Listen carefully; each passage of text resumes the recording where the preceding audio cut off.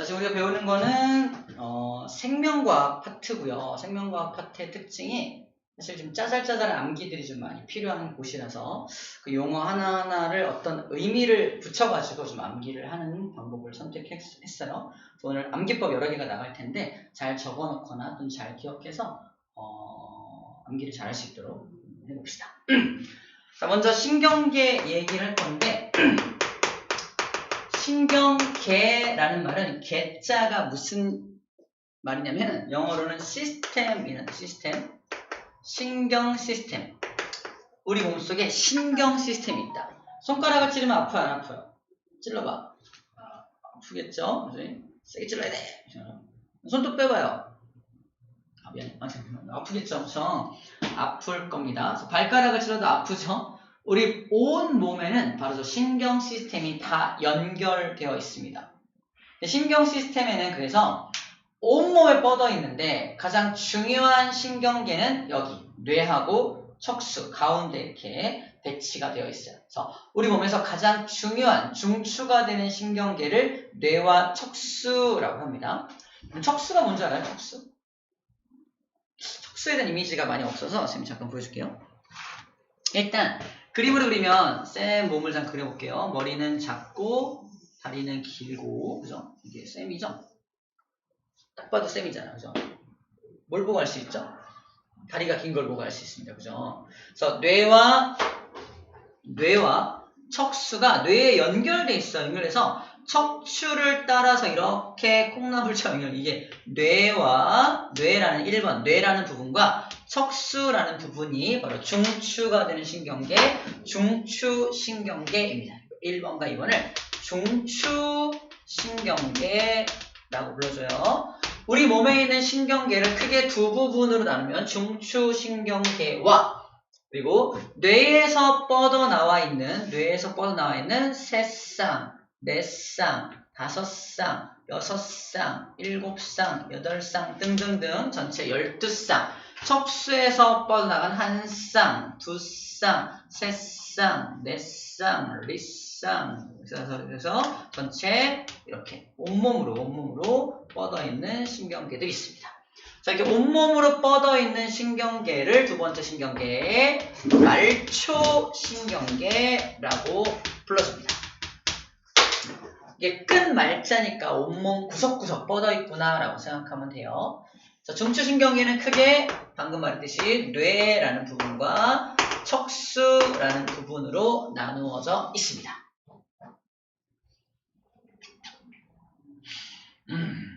말초신경계는 크게 또 얘도 두 부분으로 나눠져 있는데 책에는 1번은 잘 소개하지 않는데 쌤 오늘 소개해 줄게요.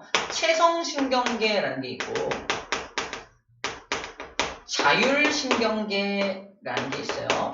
책에서 아마 자율신경계만 소개하고 있는데 채성신경계도 소개를 받긴 받아야 돼. 왜냐면 내가 말초신경계를 이용해서 손가락 움직이는 거잖아. 내가 임의적으로 움직일 수 있는 말초신경계는 채성신경계를 이용해서 이렇게 움직이는 거야.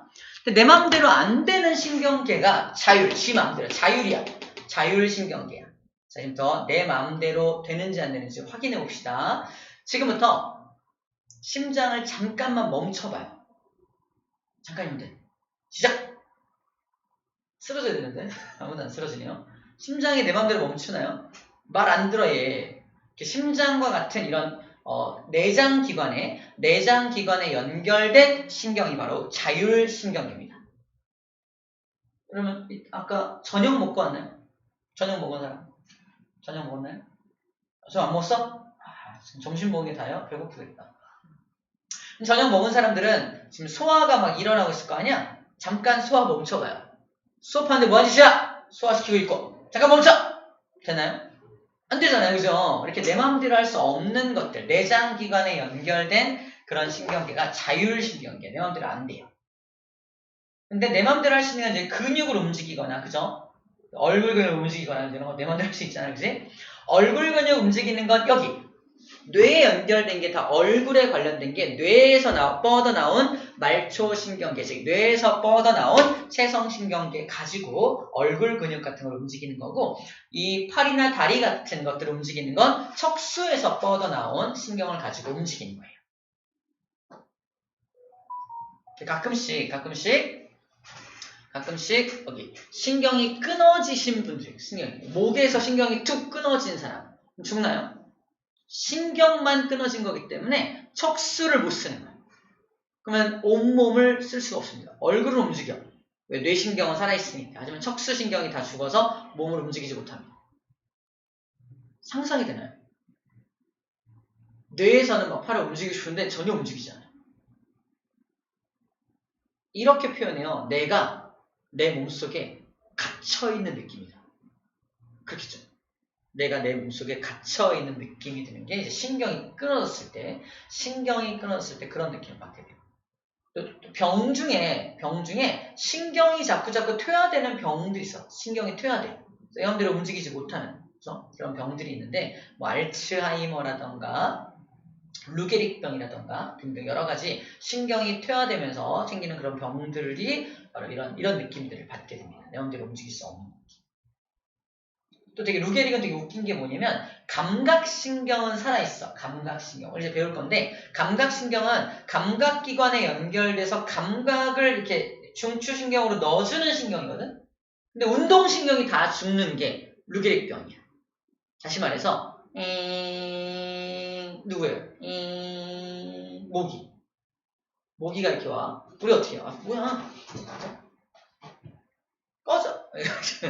손으로 흔들어서 막 없애잖아. 그럼 모기가 앉았어. 물었어. 이렇게 하잖아. 근데 루게릭병 환자는 모기네. 앉았네. 간지럽네. 도망가. 이런다고 도망가지 않지. 물어. 손을 뻗을 수 있어 없어? 감각은 느껴져. 간지러워. 그치? 모기가 앉는 느낌이 막 나. 근데 손을 움직일 수가 없는 거야. 그냥 대놓고 물리는 거지. 엄청 고통스러울 것 같잖아요. 그런 게 루게릭병. 신경의 중요성에 대해서 우리 잘 알아야 돼. 그래서 우리가 자세도 좀 똑바로 앉아라 하는 것도 지금 막 자세 갖지 않고 있죠. 약간 신경이 눌려가지고 나중에 신경이 눌리면 막 허리가 아프다, 엄마들 아빠들 허리가 아프고 막 무슨 척수 5번과 6번 무슨 척추가 잘못돼가지고 무슨 신경이 튀어나오고 막 이런 것들 아프고 이런 것들 있어요. 신경통이 있고 이런 것들이 다 신경을 건드리면 막 아프거든요. 그런 것들을 이제 자세에서 오는 경우가 되게 많아요. 사고도 있지만. 어쨌든 우리 몸속에 신경 시스템이 굉장히 중요하구나라는 말 하고 있는 겁니다. 내 맘대로 움직일 수 있는 신경은 체성신경계라고 하고요. 내 맘대로 안 되는 건 자율신경계라고 해서 이놈들은 전부 다 어떤 내장기관에 연결이 되어 있어요. 얘는 약간 근육 같은 거, 근육 쪽에 연결된 게 체성신경계가 되겠죠. 이렇게 좀 구분해주면 될 것 같습니다. 자, 그럼 신경계라는 건 도대체 이 주황색으로 그린 선들은 도대체 정체가 뭐냐? 이런 구리선을 몸속에 집어넣은 걸까요? 그런 건 아니겠죠? 우리 몸속에 있는 무엇이다? 세포입니다. 이 세포. 안녕 세포, 너는 길이가 얼마니? 나 이따만의 세포, 이게 하나의 세포야. 이만한 게 하나의 세포라니까. 우리가 알고 있는 세포는 동글동글한 게 하나의 세포잖아. 아니, 이게 세포야. 길어. 쌤 같은 경우도 이 발 뒤꿈치부터 척수까지 굉장히 길죠. 엄청 길잖아. 2m 되잖아요. 그죠? 다시 발 뒤꿈치부터 허리까지 2m 정도 되잖아요. 믿습니까? 그런데 엄청 긴 뉴런, 이 신경세포가 하나가 딱 연결돼 있어. 하나로만 되어 있어야 굉장히 빠르게 신호를 전달할 수가 있어요. 여러 개가 막 연결돼 있으면 되게 느려. 발을 탕 찌르면 한참 뒤에 아프고 그럴 수 있어요. 근데 하지만 하나로만 연결돼 있기 때문에 딱 찌르면 바로 아픈 거죠. 바로 아픔을 느낄 수가 있습니다. 그래서 이렇게 하나의 신경세포 이렇게 쭉 길게 그린 게 여러 개의 세포가 연결된 게 아니라 하나의 세포라는 것도 좀 참고해야 됩니다. 사람 몸을 이루고 있는 세포는 다 같은 모양이 아니에요. 그쵸? 다 동글동글한 모양이 아닙니다. 근육세포 같은 경우는 이렇게 약간 길쭉한 모양을 하고 있고요. 그 다음에 정자나 난자도 모양이 다르잖아. 정자의 모양, 난자의 모양. 그것도 하나의 세포거든요. 근데 더 특이한 세포가 뭐죠? 신경세포예요. 신경이라는 것을 이루는 세포, 길쭉한 모양을 하고 있습니다. 자, 이 신경을 이루는 세포를 바로 신경을 구성하는 세포를 신경세포라고 불러주는 거야. 신경을 구성하는 세포, 길쭉한 모양이겠죠? 이 신경세포를 다른 말로 뭐라고 하는 거야? 이걸 뉴런이라고 불러주는 겁니다. 뉴런을, 신경세포를 뉴런이라고 불러주는 거예요. 신경세포는 우리나라 말이고요. 뉴런은 영어죠. 뉴런 하면은 모두 알아듣겠죠. You know 뉴런? I know. 신경세포 그럴까요? 외국인이, 그죠? 알코리안? 아무튼 그런데 신경세포의 모습이 어떻게 생겼냐면은 이것도 세포니까 핵을 가지고 있습니다. 핵을 가지고 있고 핵 속에 DNA가 있겠죠. 핵을 가지고 있고요. 핵을 둘러싸고 있는 몸체가 있어요. 몸체가 있어요. 이 몸체입니다.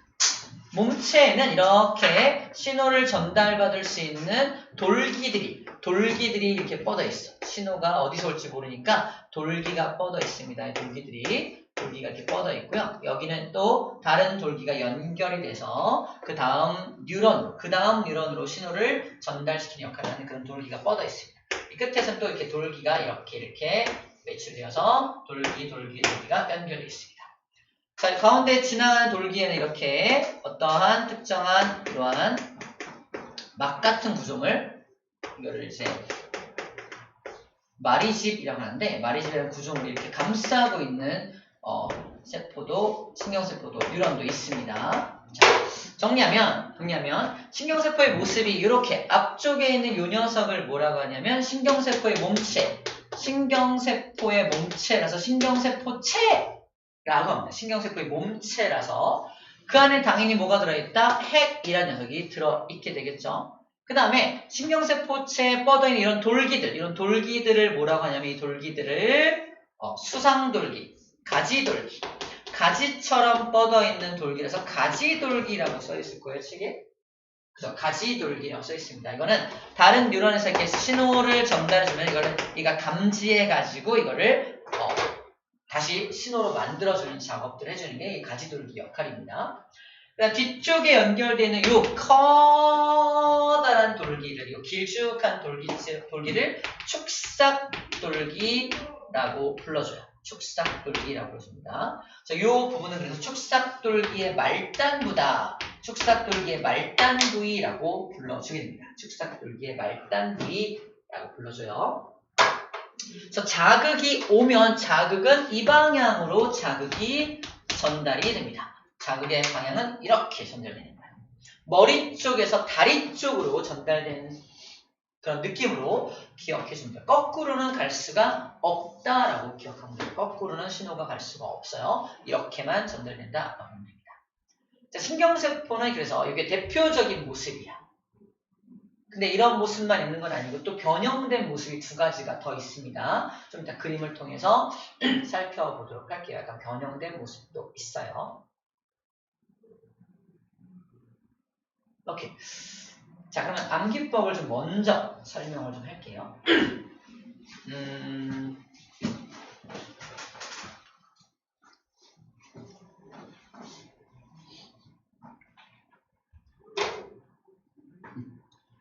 자, 중추신경계를 구성하고 있는 뇌에 대해서 먼저 설명할게요.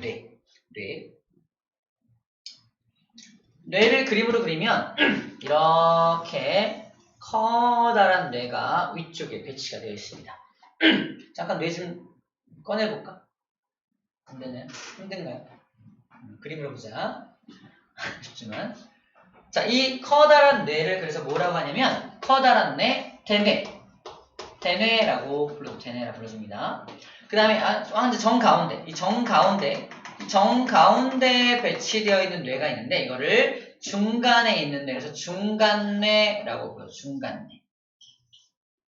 중간에 있는 뇌, 중간뇌.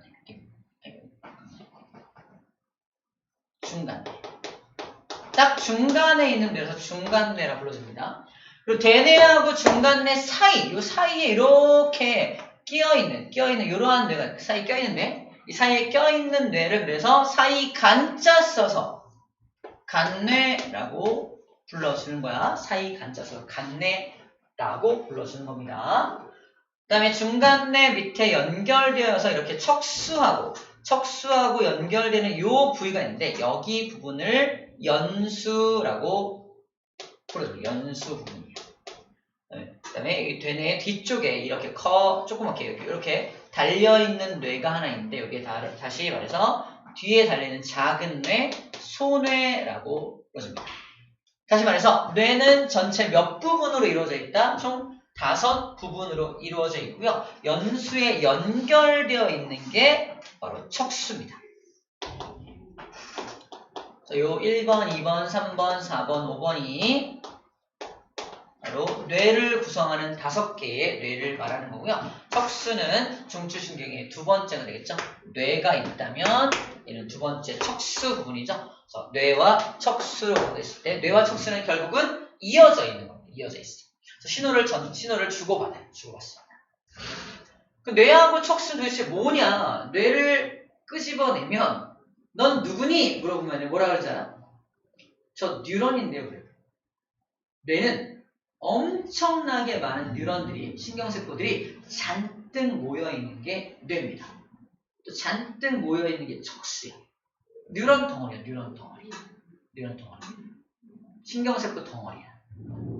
얘는 모습이 어떤 모습이냐면, 이렇게 핵이 있고, 신경세포처럼 이렇게 있잖아. 가지돌기들 엄청 뻗어있죠? 축삭돌기 이렇게 있잖아. 축삭돌기 끝이야. 이렇게 있어. 엄청 짧은 축삭돌기가 있고요. 중간에 되게 짧아. 엄청 짧아. 아까 마리집이라서 이렇게 네모난 마리집이라는 구조물, 이런 구조물도 없습니다. 이런 것들이 엄청나게 많이 모여있는 게 뇌와 척수라고 생각하면 돼요. 근데 뇌는 많이 봤는데 척수는 본 적이 없죠. 척수 그림을 잠깐 지금 볼 수가 없다. 이따 보여줄게요. 척추는 뼈잖아. 척추뼈 안에 길쭉하게 들어있는 하얀색의 어떤 물질이 있거든요. 물질이 척수예요. 소 등골 빼먹는단 말이거든요. 등골이 바로 그건데, 소를 잡으면 그 척수를 쭉 빼요. 길쭉한 그 척수를 빼는 다음에 칼로 퉁퉁퉁퉁 잘라서 소금장 찍어서 먹습니다. 사람들, 나쁜 사람들. 그래서 이 신경세포를 먹어요. 사람들이 먹습니다. 척수, 무슨 무침, 척수 가지고 하는 요리를 막 해요. 원숭이 뇌도 먹는 거 알아요? 들어본 적 있나요? 원숭이 뇌 먹는 사람들? 못 들어봤나요? 나쁜 사람들 많아요. 아무튼 뇌와 척수도 사람들이 먹기도 합니다. 신경을 먹는 거죠. 어쨌든 세포를 먹는 거니까, 고기도 세포잖아. 고기도 세포니까 또 일종의 세포라 그래서 먹기도 합니다. 암기법 소개할게. 자, 봐봐. 대뇌는 무슨 기능을 하느냐? 대뇌는 위에서 봤을 때 좌반구와 우반구로 이렇게 양쪽으로 갈라져 있다고 해요. 우리는 이과 갈 건가요? 문과 갈 건가요? 아직 모르나요? 우리 일반적으로 이런 말 하죠. 우뇌가 발달한 사람은 약간 문과 계통, 약간 언어 쪽이 좀 더 발달했다고 말을 하고, 좌뇌가 많이 발달한 사람은 약간 수리 쪽, 그러니까 수학 쪽을 좀 더 잘하게끔 발달이 되었다고 말을 합니다. 일반적으로 그래요. 그래서 좌뇌와 우뇌가 연결되게끔 가운데 이렇게 연결 통로가 있어. 뇌량 이렇게 불러주는데, 가운데 연결 통로가 또 얼마나 잘 발달되느냐에 따라서 우뇌와 좌뇌를 되게 골고루 활용할 수 있는 사람이 된다고 해요. 그래서 그런 것들을 이제 검사를 통해서 얘가 얼마나 머리가 좋은지, 좌뇌와 우뇌가 얼마나 협업을 잘하고 있는지 이런 것들도 어떤 특정한 검사를 통해서 확인할 수도 있습니다. 뇌의 활성 빈도를 확인하는 거지. 어쨌든 대뇌가 없다면, 우리 기억나? 감각기관에 연결돼서 다 어디로 갔어? 눈도 대뇌로, 귀도 듣는 게 대뇌로, 촉각, 미각, 후각 다 대뇌로 연결됩니다. 대뇌가 그래서 감각을 느끼는 곳이 대뇌예요. 감각을 느끼는 곳이 대뇌고, 또 말을 하기 위해서도 대뇌가 관여를 하겠죠? 대뇌가 말을 하는 것도 관여를 하고요. 아마 1 더하기 1은 귀요미가 아닐까? 이런 것도 다 대뇌가 하는 겁니다. 대뇌가 하는 거예요. 2 더하기 2는 덧니인가? 이런 것도 다 대뇌가 하는 겁니다. 2 더하기 2가 왜 덧니야? 말해봐. 2 더하기 2왜 덧니지? 모르겠어요? 2와 2가 더해지니까 덧니죠. 아, 이해했어요? 졸려하는 것 같아서 말 시킨 거야. 그래서 쓸데없는 어려웠고요. 좀 그렇습니다. 이런 것들, 그러니까 뭔가 생각하고 추리하고 말하고 듣고 이런 거 전부 다 누가 한다? 대뇌가 하는 거야. 대뇌가. 이런 거 전체적으로 합쳐서 뭐라고 불러주냐면 암기법이야. 다른 동물들은 할 수 없는 것들을 우리가 많이 하죠. 아주 우리가 고등한 생물이라서 그래요. 고등 정신작용이라고 불러줍니다. 고등한 정신작용을 할 수 있는 건 바로 대뇌 때문에 가능한 거야. 사람만 할 수 있는 것들은 다 대뇌가 잘 발달되어 있기 때문입니다. 암기법은 쌤이 머리가 좋은 이유가 뻥이에요. 머리가 좋아지려고 옛날에 많이 먹었던 게 고등어가 등푸른 생선을 많이 먹으면 머리가 좋아진다는 말이 있어요. 머리가 좋아진다는 건 대뇌가 좋아진다는 말이겠죠. 그죠? 그래서 고등어를 먹으면 대뇌가 좋아진다. 그래서 대뇌하고 고등을 연결하면 돼요. 고등하면 떠오르는 게 말하는 거, 추리하는 거, 명령하는 거, 생각하는 모든 것들이 고등이잖아. 연결해서 함께 외워주면 됩니다. 책이 뭐라고 나와있냐면 대뇌, 좌우 두 개의 반구로 나누어져 있고 자극을 느끼고 판단하고 신호를 보내고 감각과 운동을 다 조절합니다. 아, 고등하네. 이 역할을 하는 건 누구냐 물어본다면 당연히 대뇌죠 라고 말해주면 됩니다. 기억, 추리, 학습, 감정 등의 정신활동 담당한다? 대뇌의 고등한 정신작용이니까 대뇌에 대한 설명이지만 찾아낼 수 있으면 됩니다. 됐죠? 끝났습니다. 두 번째, 간내는 암기법이 뭐냐면 우리 몸에 간을 맞춰주는 뇌라고 생각하면 돼요. 우리 몸에 간을 맞춰주는 뇌. 간을 맞춰준다는 건 무슨 말이냐면 우리 음식이 간이 맞아야 맛있잖아. 항상 일정한 값을 갖게 하는 걸 간을 맞춘다고 표현합니다. 내 체온이 너무 올라가. 죽을 수도 있잖아. 그때 땀을 흘리게 해서 체온을 다시 낮춰주게 하는 뇌가 누구다? 간뇌가 그 역할을 한다는 거지. 우리 몸의 상태를 항상 일정하게 맞춰주는 뇌가 누구다? 간뇌가 그 감시자 역할을 하는 거야. 간뇌가 항상 내 몸을 감시하고 있어. 감시하고 있다. 체온 너무 올라가는데 땀 흘려. 땀 흘려.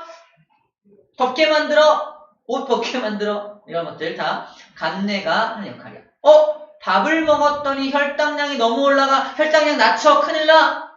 당뇨병 걸려. 이런 것도 다 간뇌가 해주는 역할을 하는 거지. 그래서 이따가 체온을 유지하고 혈당량을 맞춰주는 걸 누가 하냐고 물어볼 거야. 답은 뭐야? 간뇌가 이 역할을 하는 겁니다. 이거를 뭐라고 표현하냐면 우리 몸을 잘 들어. 항상 똑같게 맞춰주는 성질이잖아. 그래서 이걸 항상성 유지라고 합니다. 항상성 유지를 시켜주는 역할을 하는 게 간뇌라고 정리하는 거지. 우리 몸을 항상 같은 컨디션으로 유지하게 하는 게 간뇌가 하는 역할입니다. 대표적인 게 체온과 혈당량 또는 진짜 간, 삼투압, 우리 몸의 농도야. 농도도 저 간뇌가 조절을 하게 돼요. 체내 수분량 같은 말이죠. 체내 수분량 같은 것도 다 컨트롤을 하고 있습니다. 간을 맞춰주는 뇌로 기억하면 조금 연결이 편하죠. 세 번째, 중간. 뇌가 왜 딱 중간에 있을까? 이 중간뇌 바로 앞에 뭐가 있냐면 지난 시간 배웠던 눈동자. 튀어나왔나? 저희는 눈동자와 관련된 모든 활동을 조절합니다. 딱 중앙에 있어서. 우리 몸에서 제일 중요한 기관이 뭐냐 그러면 눈을 말하거든요. 그래서 눈에 관련된 모든 것들은 네가 해. 중앙에서 네가 해. 그래서 중간뇌는 눈하고 연결해요. 눈에 관련된 모든 활동을 조절하는 게 이 녀석이야. 동공이 커지고 작아지고 지난 시간에 배웠죠? 홍채가 수축하고 확장되고 이러면서 동공의 크기를 조절하잖아. 이 동공의 크기를 조절해서 빛의 양을 조절하는 것도 누가 한다? 중간뇌가 하는 거야. 먼 곳과 가까운 곳을 볼 때 수정체가 막 수축하고 이완하잖아. 누가 하는 거야? 중간내가 그걸 조절해주는 거야. 눈동자 굴려봐. 왼쪽, 오른쪽, 왼쪽. 누가 하는 거야? 중간내가 하는 겁니다. 눈동자의 움직임, 눈 깜빡이. 그죠? 다 중간내가 눈과 관련된 모든 것들을 담당한다 라고 생각하면 됩니다. 동공이라든가 또는 수정체를 움직인다라던가 또는 안구운동, 왼쪽은 안구운동, 안구가 운동하는 거, 안구운동, 좌우로 움직이는 것들 다 중간내가 한다. 딱 중간에 있는 이유가 뭐다? 눈에 관련된 것, 딱 중앙에서 눈과 관련된 걸 담당하는 거다 라고 생각하면 됩니다. 자, 소뇌의 암기법은 이게 소자가 무슨 소자 같아? 대뇌는 큰 뇌고, 자, 이건 소뇌는 작은 뇌죠. 뒤에 있는 작은 뇌, 되게 조그만 뇌인데, 조그만 뇌는 우리 귀에서 평형 감각도 담당했었죠. 그게 소뇌로 연결돼 있어. 소뇌. 그래서 소뇌는 평형 감각을 담당합니다. 평형 감각. 암기법은요. 올림픽에 출전하는 선수들을 보면 다 키도 크고 체격도 엄청 좋고 막 그래요. 농구 선수들 2m 쌤하고 비슷하게 이렇게 키가 되잖아. 그치? 엄청 크고 막 그러잖아. 근데 유난히 155, 148 이렇게 되게 엄청 조그만 사람들이 출전하는 경기가 있다. 이게 뭔지 알아? 키가 작을수록 유리한 경기가 있어. 그게 체조야, 체조. 체조 선수들이 키가 작아요. 왜냐면은 키가 작으면 쌤하고는 좀 별로 상관이 없는데 키가 작으면 무게중심이 좀 아래쪽에 있으니까 막 세 바퀴 돌고 딱 써야 되잖아. 엄청 더 유리합니다. 근데 쌤처럼 키가 엄청 크면은 무게중심이 더 위에 있기 때문에 딱 했을 때 무게중심이 위에 있으니까 휘청휘청 거려 넘어질 확률이 높아지는 거지. 그래서 키가 작을수록 유리해요. 막 공중에서 세 바퀴 돌고 떨어지는 거 그런 본 적 있죠? 올림픽 경기할 때 사람들이 다 키가 되게 작아요. 그래서 작은 뇌 하면은 체조 선수들이 뭘 잘 맞춰야 돼? 평형 감각을 잘 맞춰야 되니까 체조 선수가 떠올라서 평형 감각까지 연결해주면 됩니다. 그래서 소뇌가 평형 감각과 연결되어 있는 거야. 여기는 뭐가 있냐면 이게 뭐예요? 입술이에요. 입술. 쌤 입술로 술을 먹어요. 한참 입에서 삼키지 않고 한참 이렇게 한 잔을 딱 먹은 다음에 입에다 이렇게 머금고 있으면 어떻게 되잖아요? 입 안에 있는 상피세포를 통해서 알코올이 흡수가 돼서 제일 먼저 어디에 영향을 끼치냐면 뇌에 영향을 끼치는데 제일 먼저 만나는 뇌가 누구다? 바로 소뇌입니다. 술 취한 사람들을 이제 상상하면 돼.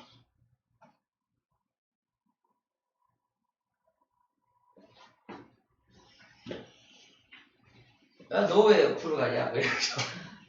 아스팔트가 막 일어나! 씨가 넘어지고 있는 거죠. 와! 전봇대가 어저께 나한테 달려왔어! 어떻게 한 거야? 지가 전봇대로 막 달려간 거죠, 그죠? 그래서 자기 못 느껴, 그죠? 야, 어저께 아스팔트가 벌떡 일어나서 여기 깨졌잖아, 보여? 이런 거. 지가 넘어진 거죠. 전봇대가 막 달려오고, 어떻게 하나? 평형 감각을 잃어버려서 휘청휘청. 소뇌가 먼저 마비되면 평형 감각이 마비가 됩니다. 근데 얘는 왜 기억하고 있어? 소뇌는 좀 망가졌지만 아직 대뇌까지는 알코올이 전달이 안 돼서 의식은 있는 거야. 나 분명히 의식이 있어.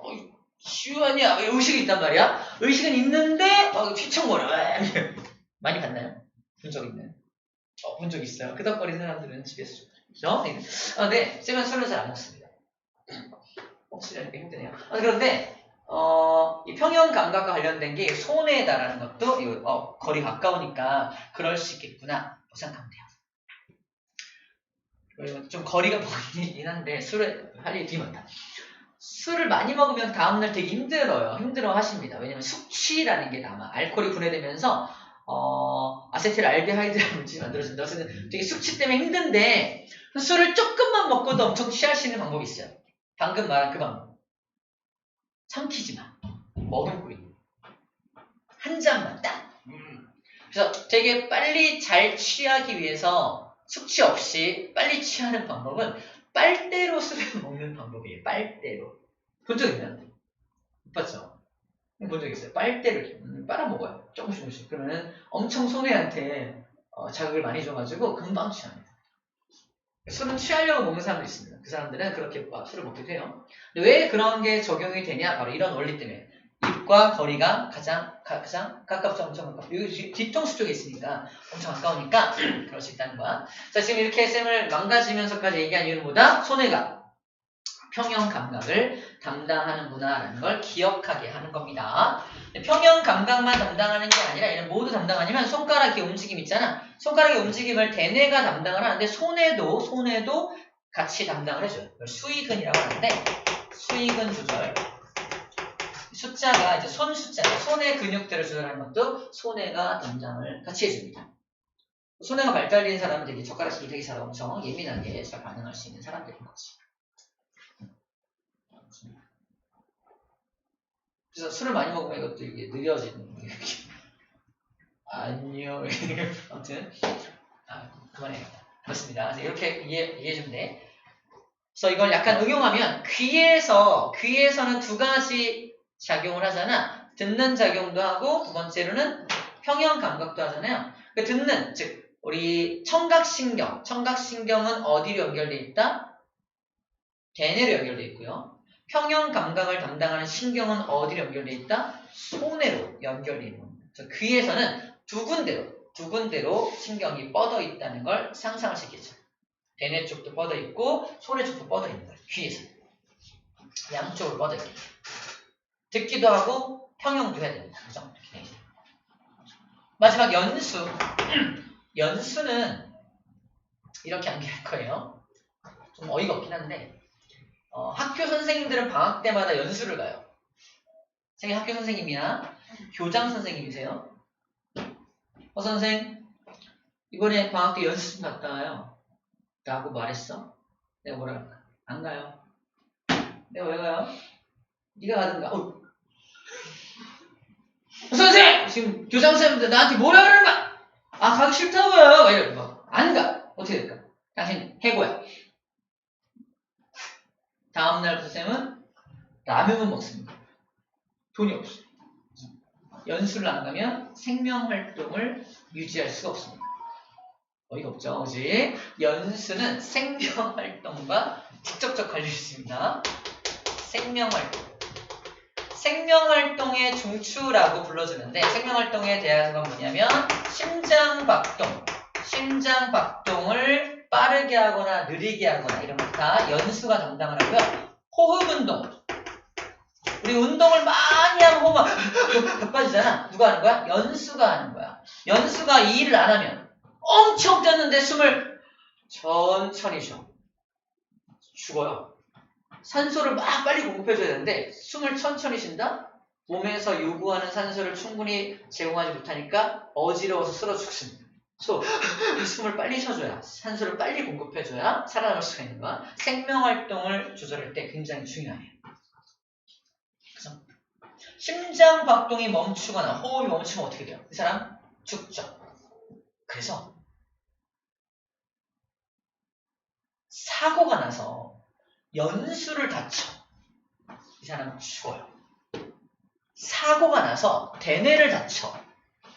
의식을 잃어요. 기절합니다. 하지만 기절해서도 숨 쉬어요. 왜? 연수는 살아있으니까. 그래서 자가호흡, 자가박동. 우리 의학대라 보면은 자가호흡이 돌아오는지를 막 보거든요. 스스로 숨을 쉬는지. 스스로 숨 못 쉬면 어떻게 해요? 막 인공호흡하고 막 심장 막 이렇게 숨 바꿔! 김사업에 빠져가지고 보고 있는데 막 이렇게 하고 있는 그게 자가호흡과 심장박동, 자가박동이 돌아오지 않으면 인공적으로 인공호흡과 인공박동기를 달아줘야 됩니다. 그 연수가 제 기능을 못해서 그래요. 연수가 제 기능을 할 수 있게끔 충격을 주는 거야. 200줄 쫙 연수가 제대로 작동을 해서 심장이 움직이게 만들어주는 거지.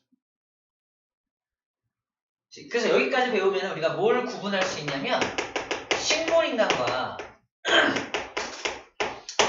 뇌사자를 구분할 수 있어요. 사고가 났어. 죄송하지만 뇌사 상태에 들어갔습니다. 모든 뇌가 다 죽은 거. 심각한 거죠. 이 사람은 스스로 숨을 쉴 수 있어 없어. 없어. 인공호흡기를 달아야 돼. 그래서 어떤 사람 중환자실에 누워있는데 막 이것저것 막 달려있는 사람, 모든 뇌가 제 기능을 못하는 사람이에요.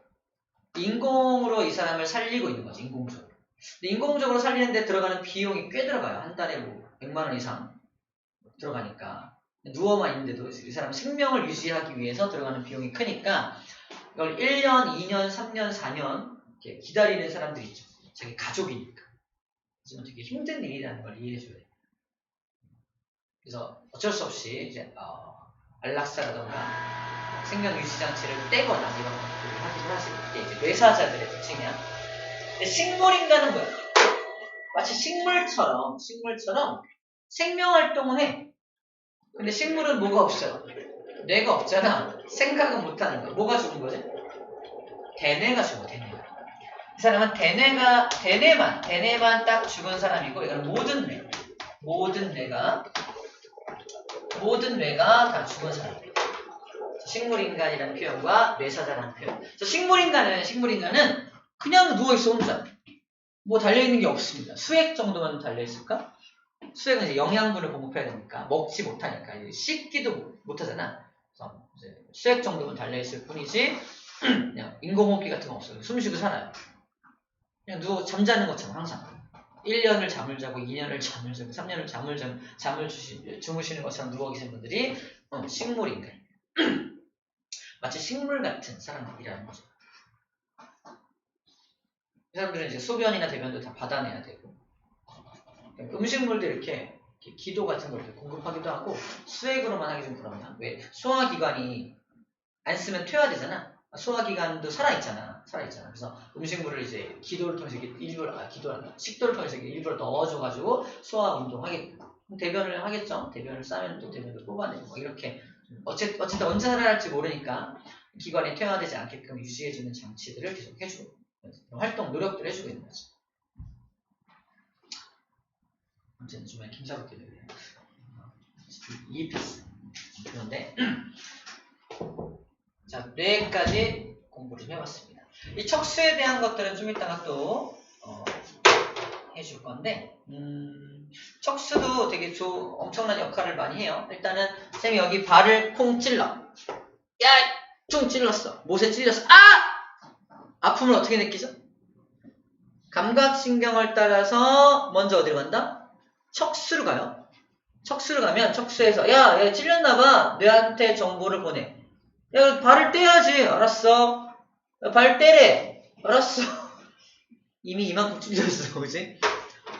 앞정에 찔리는데 손가락을 탁 떼야 되잖아. 근데 찔리고 야 손 떼래. 알았어. 이만큼 찔렸어. 그죠? 바보 같은 짓이죠. 그래서 척수한테 물어봅니다. 야 너는 명령 못 내려? 나 내릴 수 있지. 나도 중추신경계야. 그치? 그래서 뇌한테 물어보지 않고 척수가 직접 명령을 내립니다. 그래서 이걸 회피반사라 그래. 그래서 내가 앞정에 찔려. 봐봐. 되게 순간적이야. 앞정에 찔린 손을 먼저 뗄까? 아야! 라는 말을 먼저 할까? 웃길 거야. 찔렸어. 아야! 찔렸어. 야! 그죠? 후자가 맞죠. 그지? 아야라는 말을 하려면 대뇌가 시켜야 돼. 그지? 하지만 손을 떼는 건 척수가 시키기 때문에 더 빠르다는 겁니다. 척수가 명령을 내리면 훨씬 더 빠르게 위험에 대처할 수 있어요. 그래서 위험에 대처하기 위해서 척수가 명령을 내리는 것을 척수반사라고 불러줍니다. 척수반사. 내가 명령을 내리는 건 의식적인 반응이라고 해요. 의식적으로 리모컨을 집어서 히터를 틀어야지. 그럼 덥죠? 히터 틀어줄게. 의식적 반응인 거야. 이상한 의식을 갖고 있죠. 근데 의식적 반응이고, 어디 찔리거나 해서 탕 떼는 거, 무의식적으로 탕 떼는 무의식적 반응을 모두 반사라고 불러줍니다. 무의식적 반응. 무의식적으로 행하는 모든 것들을 다 반사활동이라고 불러주는 거예요. 밥을 먹어. 저절로 뭐가 나와요? 침이 나옵니다. 나는 밥 먹어도 침 안 나온다. 아니면 의식적으로 나 절대 침 안 흘려야지. 밥을 먹어. 절대 안 흘려야지. 안 나오나요? 더 나올 거야. 그래서 무조건 나오는 반사. 이걸 무조건 반사라고도 부릅니다. 아무튼 반사란 무의식적 반응을 반사라고 불러줘요. 척수도 그 반사의 중추랍니다. 자, 지금부터 반사의 중추만 체크를 해주면 반사의 중추는 총 3종류가 있는데 척수 반사, 연수 반사, 중간대 반사 이 3가지가 반사의 중추입니다. 무조건 반사의 중추들이에요. 척수는 방금 말한 회피 반사, 뭔가 피하는 거. 뒤에 정리되어 있을 거 아마. 회피 반사, 그 다음에 무릎 반사 알아? 무릎 반사? 무릎 탕 때리면 다 이렇게 올라가는 거. 무릎 반사? 무릎 반사? 안 해봤나요? 아, 고무망치를 갖고 올게요. 다음에 고무망치 갖고 올게요. 고무망치 없으면 쇠망치를 갖고 올게요. 죽어봐. 빡! 때려. 아! 아직? 하면서 어떻게 해서 고무망치로 탕 때리면 다리가 툭 올라갑니다. 경험감 해줄 거예요. 옛날에 여러분들 책상 위에 앉혀서 해보기도 했는데 우린 참을게요. 자, 무릎 반사. 모두 합니다. 하는 게 정상이야. 무릎 반사. 그것도 일종의 회피 반사야. 무릎을 때리니까 이렇게 움직이는. 이거 뭐야? 움직이는 게 무릎 반사고요. 그 다음에 우리는 안 그러는데 어린아이들, 신생아 아이들 오줌 마렵고 똥 마렵면 어떻게 해요? 싸죠. 그래, 싸고 그러잖아. 그지? 왜냐면 오줌이 마렵다, 똥이 마렵다면 척수를 자극해서 척수에서 반사적으로 그냥 확 싸게 만들어요. 그걸 배변 반사라 해요. 배변 반사. 그래서 확 싸는 거. 걔는 왜 싸냐면은 괄약근이 발달되지 않아서 잡지 못해. 여기서 문제. 우리도 배변 반사를 할까 안 할까? 합니다. 그래서 응가가 마렵거나 오줌 마렵. 이 뭐 하고 있는 거야? 반사가 빡 왔을 때 근육으로 잡고 있는 거야. 이래요? 나만 경험 있나? 반사 활동이 일어나. 이게 뭔가 이러잖아. 이제 막 이러잖아. 이런 게 반사 활동이 오는 거야. 하지만 내가 근육으로, 우리는 성인이니까, 우리 성인이 아니라, 우리는 지성인이니까, 아무튼 근육으로 잡아서 싸지 않도록 잡고 있는 거지. 우리는 괄약근이 발달됐으니까, 그지? 좀 컸으니까. 하지만 어린아이들은 그걸 괄약근이 근육이 발달되지 않아서 바로 싸버립니다. 그렇다 누가 한다? 척수가 해요. 잠깐 정리하면 척수에서 하는 것들이 책에 써 있을 겁니다. 척수 반사가 첫 번째 회피 반사. 일종의 회피 반사의 무릎 반사도 회피 반사 일종의 써줄게요. 일단 세 번째가 배변 반사. 이런 반사들이 이런 반사 활동이 척수에서 일어나는 반사 활동입니다.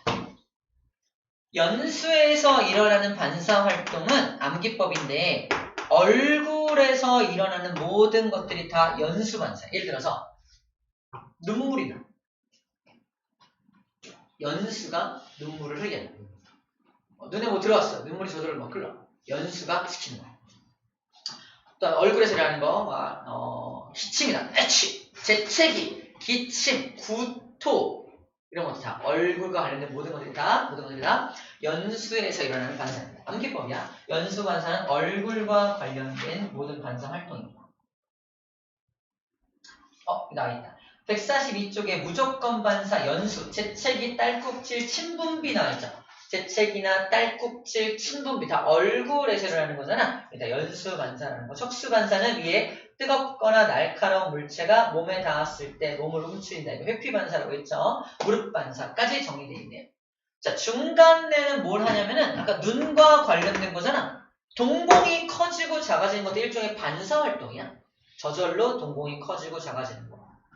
동공반사라고 불러줘요. 동공반사. 이 동공반사의 중추 누구냐? 중간뇌입니다. 라고 해주는 거지. 시험 문제 이제 어느 정도 윤곽이 쓰죠. 회피반사의 중추가 누구냐? 척수요. 딸꾹질의 중추는 누구냐? 연수요. 그죠? 그 다음에 동공반사의 중추는 누구냐? 그러면 중간뇌라고 하면 됩니다. 자, 이렇게 반사에 대한 것도 정리를 해줄 수가 있습니다. 좀 더 그림을 통해서 좀 더 자세히 보도록 합시다.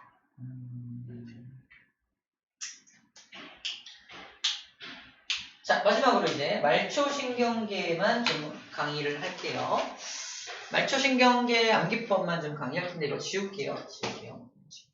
암기법 아시겠죠? 촬영 되고 있으니까. 자, 체성신경계는 내가 마음대로 움직일 수 있는 거니까 별로 중요한, 뭐 암기할 게 따로 없고요. 내가 마음대로 할 수 있는 거니까. 자율신경계가 중요한데, 자율신경계가 내장기관에 연결되어가지고 두 가지 신경계로 또 나눠집니다. 첫 번째가 교감신경계, 두 번째가 부교감신경계.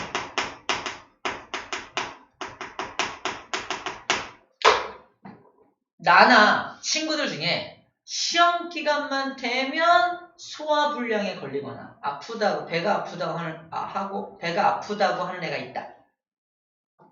봤나요? 시험 기간만 되면 소화불량, 맨날 아파, 배가 아픈 아이.